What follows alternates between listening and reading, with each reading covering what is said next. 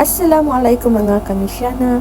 Para sa hindi nakakaalam kung ano ang ginagawa ko, binabayo ko po ang bigas upang makalikha ng apang or tinapay. Ang apang ay isang tradisyonal na tinapay sa Maguindanao. Ito ay gawa sa dinikdik na bigas. Ito ay isang mahalagang bahagi ng kultura at tradisyon dito sa Maguindanao. Una, kailangan natin bayuhin ang bigas Upang maging kasing laki ng harina. Ito ay isang mahirap ngunit mahalagang gawain. Ang tawag naman dito sa proseso na aking ginagawa ay ang pagsasala.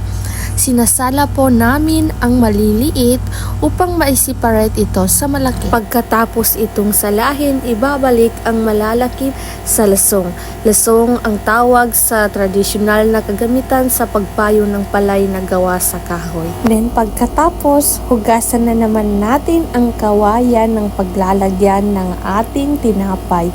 At heto na ang result, guys. Tignan niyo, ganito kaganda ang luto ng tinapay na gawa mismo sa bigas. Kailangan nating lutuin ito sa tamang init at oras upang maging malambot at masarap ang ating tinapay or apang. Isang mahirap na proseso ang paggawa ng apang or tinapay dito sa aming lugar dahil mano-mano itong ginagawa.